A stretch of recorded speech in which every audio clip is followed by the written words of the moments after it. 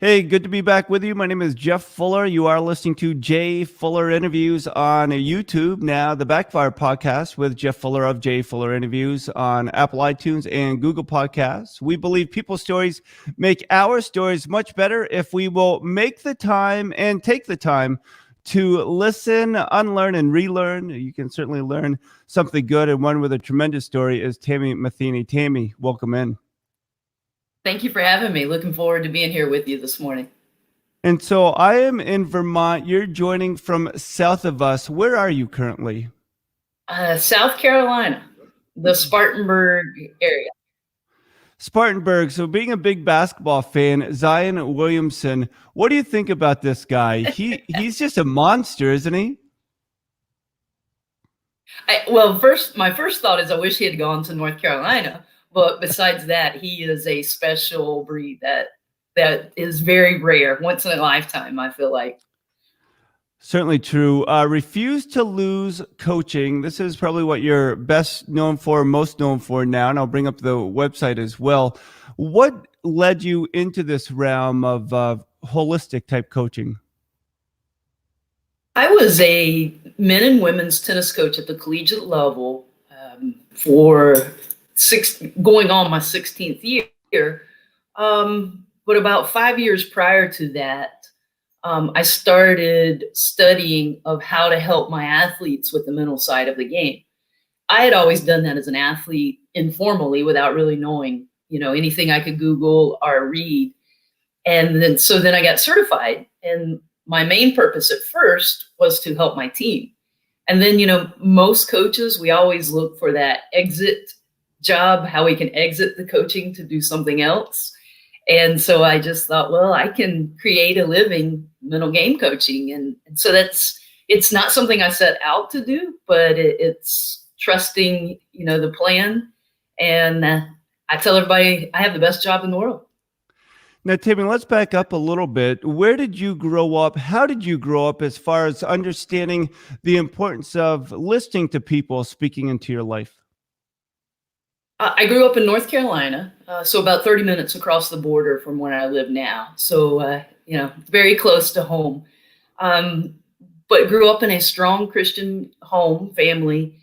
And my dad was a coach. He started off as a football coach. And I jokingly say, if you've watched the movie Remember the Titans, I was that little girl that was sitting there watching video with my dad and just fascinated with sports. And dragging along to the football field, or when he coached baseball field, wanted to keep stats.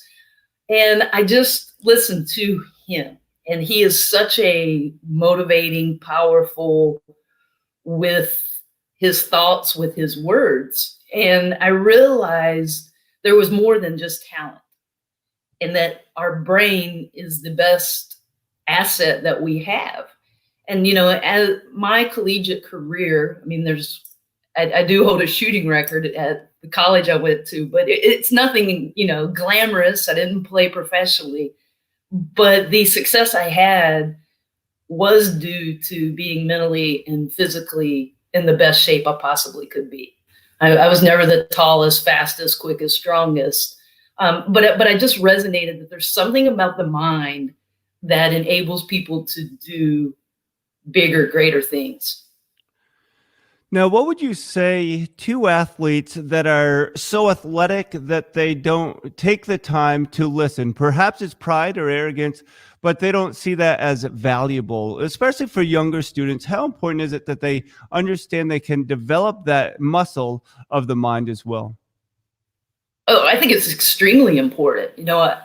Regardless of your talent, others can catch you or catch you on an off day if you're not taking care of that mind and listening.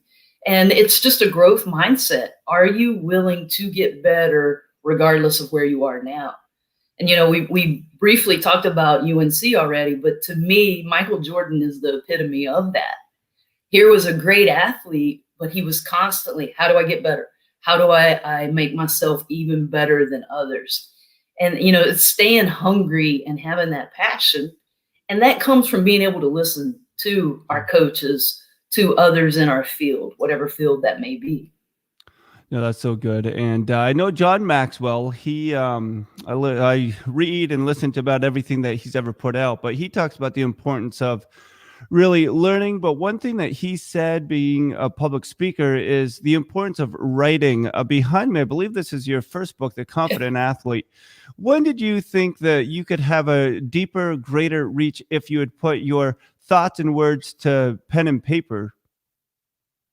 Oh, that's a story in itself. I never saw myself as a writer. Growing up, I made pretty good grades, except for anything involving writing. And I just kind of like developed this mindset that I don't write.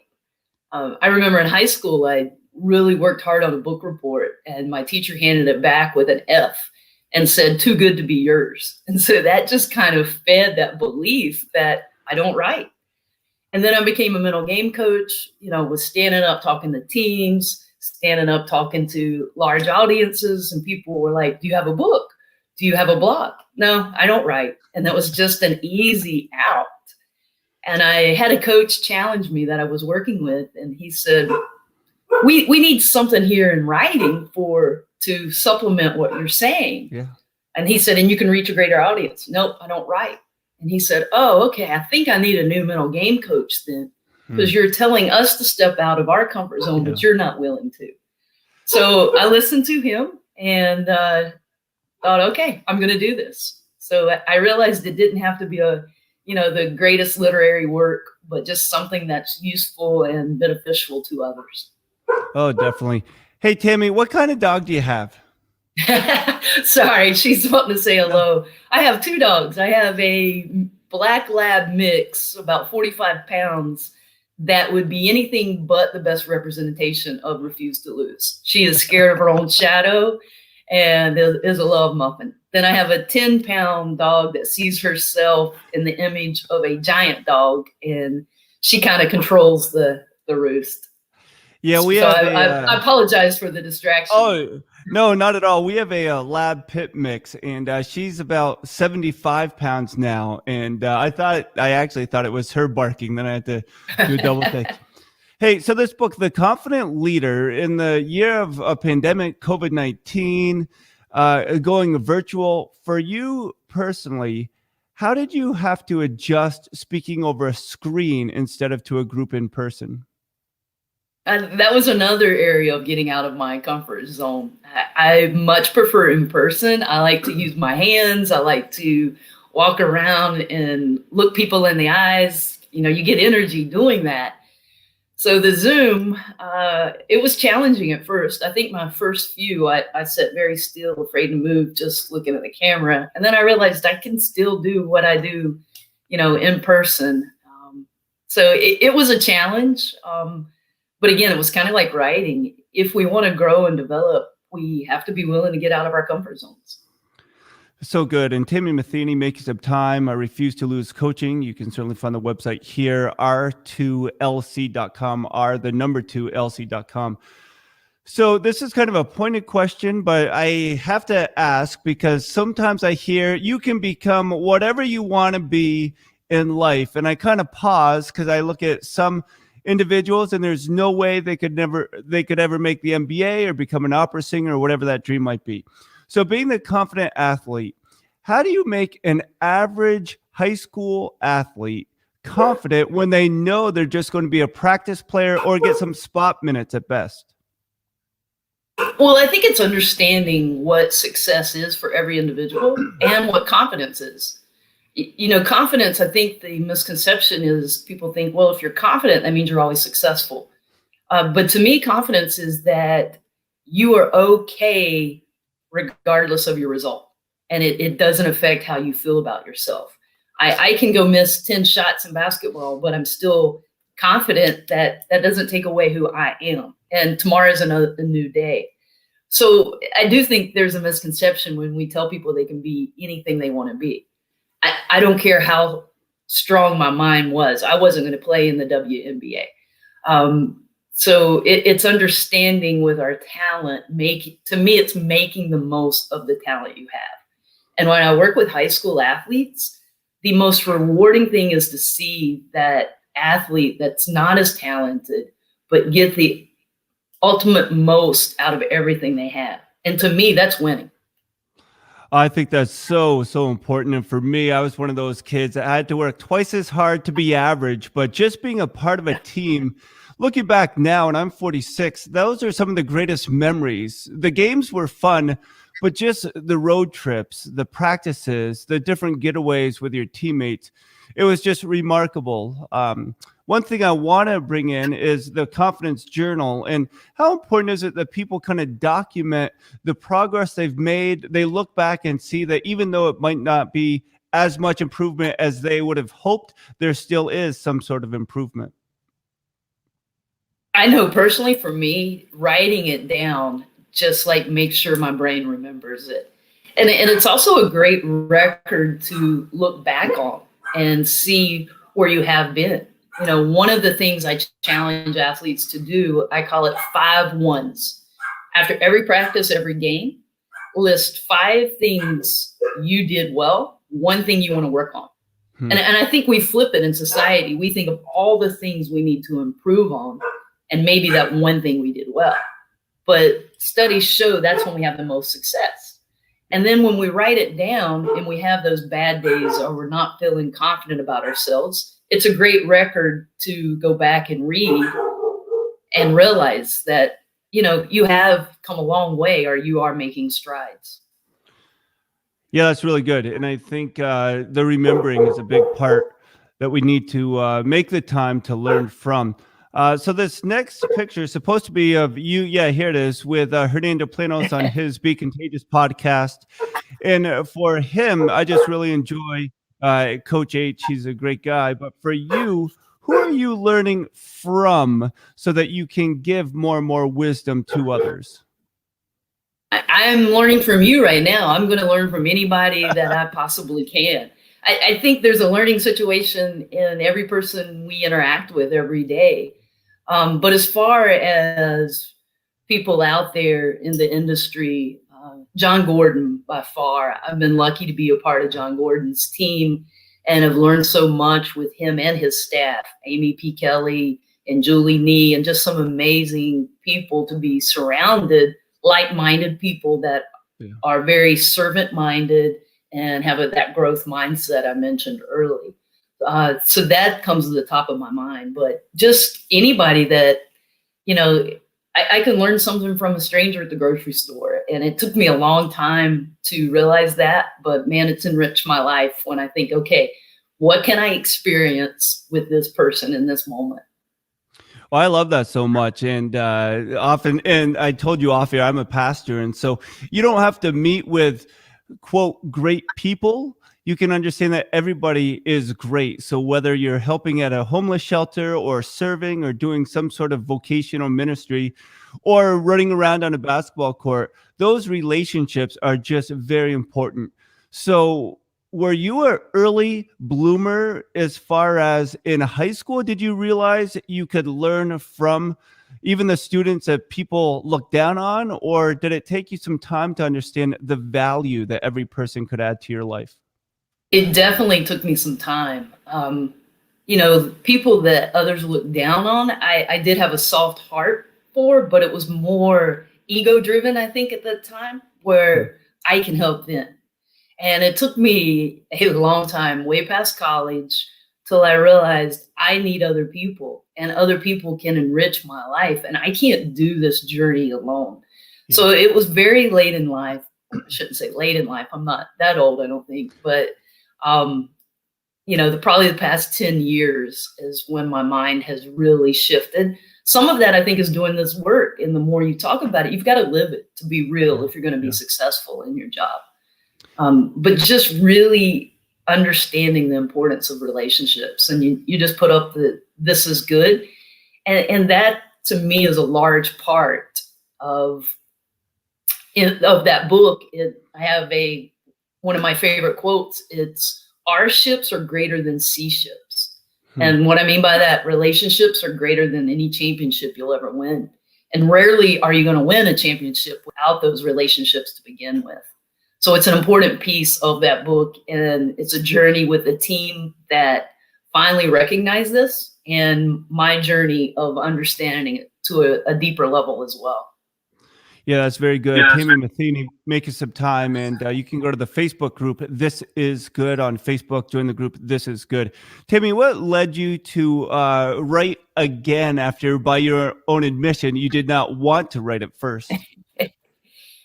Well, just the positive feedback. I was like, okay, I can do this. So I started playing in my mind. I actually talked to several people about if they would help me with another book. And then I was working with this team, and they were really struggling and had faced about as much adversity as any team I've ever experienced. And I was doing everything I possibly could to keep them mentally alive.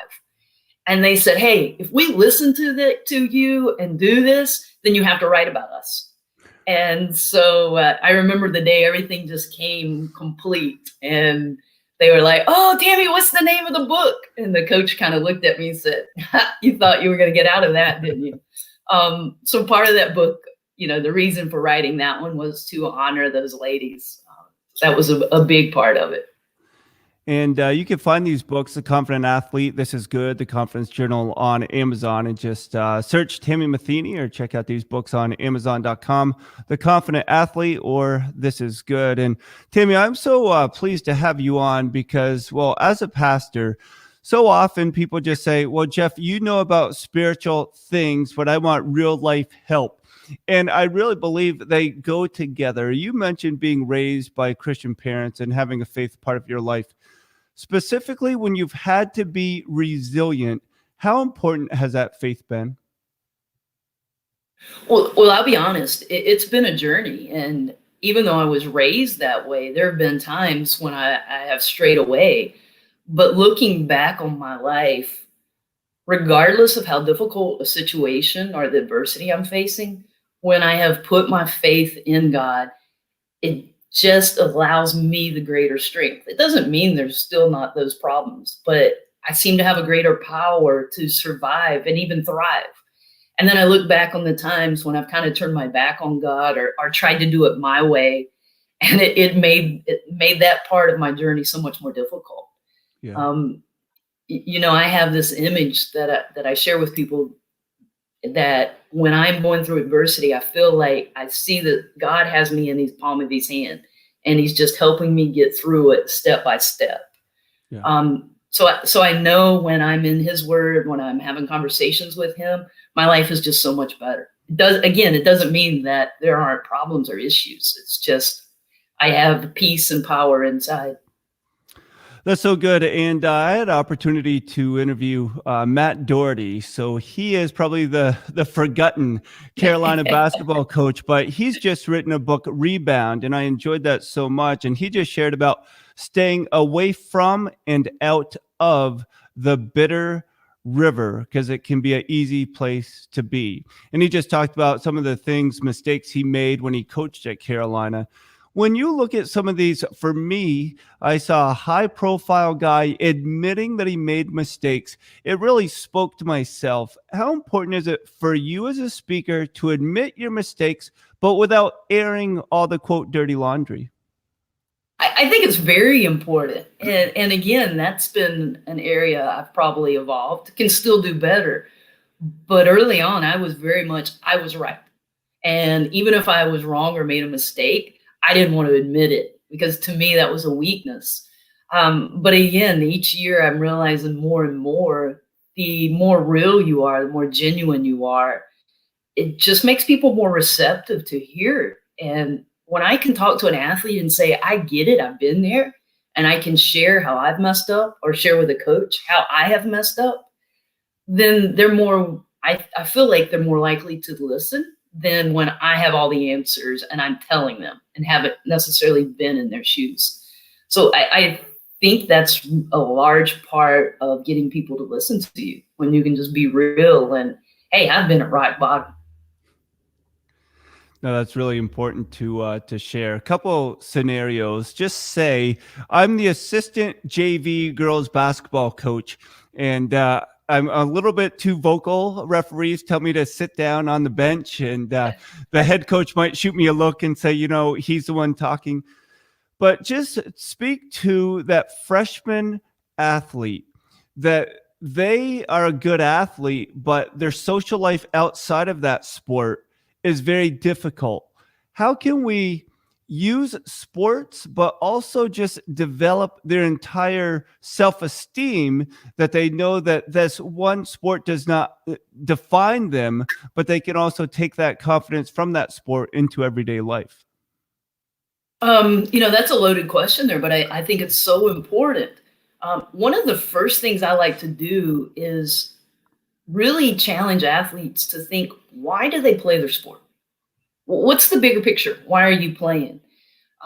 Very rarely is it to win. I mean, yeah, we hope to win, but it's kind of like a job. Why do you have your job? I don't have it to pay bills and get rich. Now, I hope that's a side effect that I can pay my bills. So trying to get them to understand, why are you playing? To be a part of something bigger, to go on to college, to honor your mom or dad, whatever it may be, and getting them to start focusing on how that sport helps them get their why.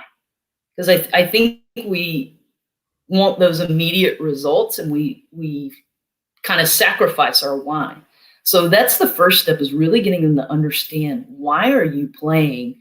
What are the benefits? And, the history of sports were started as a way to escape the day-to-day life. Yeah. And I think ultimately that's why we started playing when we were kids, to have fun, to escape, to be with friends. And I think trying to get them to focus on that and getting that joy helps them while they're on the field, but it also gives them escape when social life isn't as good. As far as developing confidence, I think there's 4 important things we have to do, and we can be confident regardless of circumstance. And that's really being intentional with our self-talk, all of those thoughts that we have. Or are we talking about what isn't well in our life? Or are we talking about what is good? Are we focused on what we can do? Or are we focused on what we can't do? And those things seem really simple, but it really can give you more power when even if it's one thing's good that day, if you are focused on that, you're going to have a better day or a better game, whatever it may be. Then our body language, it's kind of like the best team. It's your teammate of your self-talk, how you carry yourself, just a smile. A smile can change your day. And I think of that when I'm going for a long run or a long bike, and I'm thinking, why in the heck am I doing this? And then I think, smile. And it's like it gives you just that little extra. Or a bad day, bad news, and I just get myself just to smile for 10 seconds. And it's amazing. It doesn't fix the situation, but it helps you get through the moment. And then how we see ourselves. I call it see it, be it. And that's the images we have of ourselves. And I think it's very important for us to know the image we want to be. And again, it's a journey. So I write out what I want to look like at my best self. And then reading that, consistently. So I'm planting those seeds to try to become that person. And then the 4th step is, you got to put in the work. Hard to be confident in anything if you're not putting in the work. That's so true. And Tami Matheny, making some time. The website r2lc.com. Refuse to lose coaching. It's r2lc.com. And in front of me, there's a quote. When you pour into others, you are no longer wasting energy dwelling on why things aren't going your way. Instead, it gives you the power to make a difference. Your energy is free to now get better. This elevates both you and those you pour into. And I just think about counting the wins so that we can see that life is bigger than ourselves and we get to make a difference. Can you share a story or two where you spoke and maybe you thought it fell flat, but following, somebody came up to you and they just said, wow, what you said really meant something to my life? I wish I would start keeping track on that, because I think that would be important for me to go back and read on the days that I'm frustrated. I just received, this goes way back, but I just received a message on Facebook from a young lady who was one of my first tennis recruits in college, and she played for me for a year. And I remember I battled with her on the mental game so much, and she liked to do things her way. And simple as she was complaining about the wind one day, and not playing very well. So I walk over to her and I said, the girl you're playing against, does she have a bubble around her so the wind isn't bothering her? And I remember, like, I'm pretty sure she cussed me out under her breath. But she responded to me the other day on Facebook about what a difference that had made. And she went in on a direct message of just, just those little lessons of how it changed her life. And every time she thinks about the wind, she thinks about me and trying to just focus on what she can control. So as simple as that sounds, I was like, all right, it took all these years, but I got through to her. I had a session yesterday with an individual client on Zoom, and I had my game plan, what we were going to talk about. And the conversation went anywhere but there. And I was kind of feeling, I'm not giving the material I need to give her. But we had a real life conversation and actually approached conversation about God and how that leads to confidence. And the message I got from her later on that evening just was like, she was like, this was the best conversation, most needed. Thank you for making a difference in my life. I see clearly now. I'm sure there'll still be some fog with her, but that was a win. I was smiling like I had just won the national championship after receiving that text. So, there's little moments every day, and I'm glad you asked that because I need to make sure I stop and appreciate those more often. Well, I think for yourself, being driven, being successful, whatever that means, you are successful in making a difference. But at times when those things are going well, we just take losses to mean more than they should. And so, yes, just recognize the wins that you've been a part of. But Tami Matheny, thanks for making the time. We're just going to get you out on a couple questions. R2LC.com. It's the number 2, R2LC.com is where you can find more information. Amazon, just search Tami Matheny and pick up This Is Good or The Confident Athlete. But Tami, for you that is always giving, pouring out, trying to identify how you can help and encourage people, how do you find rest and strength in just being alone, or do you just feed off being with other people? How do you nurture your soul? I have some very close, important people in my life that, help enrich me and sometimes can give me energy. I've always heard that you're like the 5 people that you surround yourself by the most, and kind of would roll my eyes at it, like, okay, whatever, I am me, regardless who I hang around. But I realize that's so true because we do need power because we do have weak moments. Also by making sure I try to stay true to what I'm telling our giving athletes. So with some of those moments I feel sorry for myself or want to throw a pity party, I think, wait a minute, what did I just tell an athlete about that? And so it kind of keeps me in check. And then lastly, my drug of choice is exercise, or to go for a long hike in nature or a long bike ride, or that just rejuvenates me and clears my brain and allows me to think a little bit clearer. So not the most important question, but one that I would love to hear your answer. And I mentioned that in 5th grade, when I had to choose a basketball team here in Vermont, I had an uncle that lived in North Carolina. So I picked the Carolina Tar Heels, and I have not been disappointed. I have had my heart broken, but big Carolina Tar Heel fan. Hubert Davis, the new head coach of the men's basketball team. What are your thoughts on Hubert Davis, and how much are you going to miss Coach Roy Williams? I'm going to miss Roy Williams tremendously. I know it sounds silly, but my parents were actually visiting when the news broke about Roy Williams, and I was exercising. I come running in to tell Dad, and both of us, it was almost like we just heard the news someone had died. I mean, and again, that sounds silly, but that's how passionate. And I think it speaks to him as the man, the difference he made. He wasn't just a basketball coach. And if he has to step away, I'm really excited about Hubert Davis. I think he is a tremendous man that sees beyond athletes as athletes. And that's what makes Carolina special. And I know those Tar Heel haters out there roll their eyes about it, but the Carolina family isn't just talk. And I think it's an amazing culture that's been built. One of the first books I used to help me with my coaching was The Carolina Way by Dean Smith. And Yeah. I just think it's so powerful. And if you aren't a Tar Heel fan, get past the name, and it can really make a difference in whatever area you are in your life. So I'm excited about Hubert. Yeah, he's not proven as a head coach, but his trust in himself and in God and wanting to be a servant leader, I don't see how he's not going to have success. Yeah, I really like Hubert Davis. And well, two things. I remember when Dean Smith retired, I had just graduated college and I was in Colorado and I was depressed the whole day. I was like, no, you've got to be kidding me. Like, this is a coach I grew up with watching. But there is something about the Carolina way and how they treat others. I'll throw this in because I remember when the New York Knickerbockers lost to Houston and John Starks was having a terrible game. You had a great shooter on the bench, that being Hubert Davis. How do you think, if you had to imagine, that has helped Hubert just grow and mature as a person, really feeling he could help in the NBA Finals, but he never got that opportunity?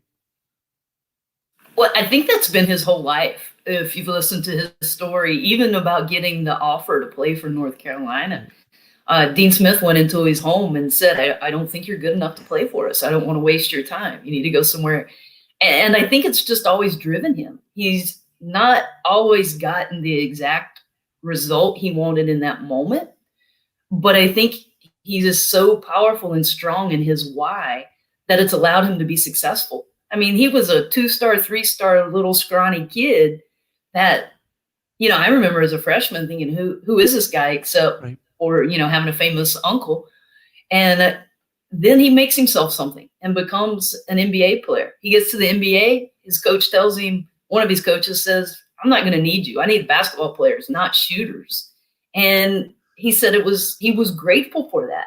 And how many athletes today can handle that? Sure. They would get down or just, throw a pity party, like I mentioned earlier. But he used it to fuel him, and he recreated himself and became a point guard.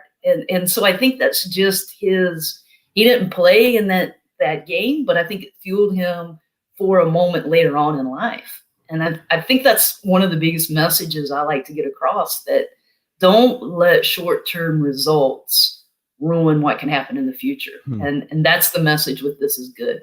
Nothing is good or bad till you decide it is. That's so good. And Tami Matheny, Twitter at Tami Matheny, or at R2L Coaching on Twitter, R2L Coaching. The website too is r2lc.com, R2lc.com.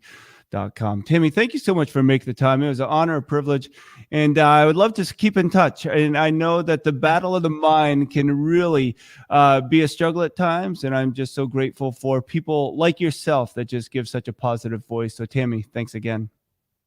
Thank you for having me and allowing me to have this platform today. I appreciate you.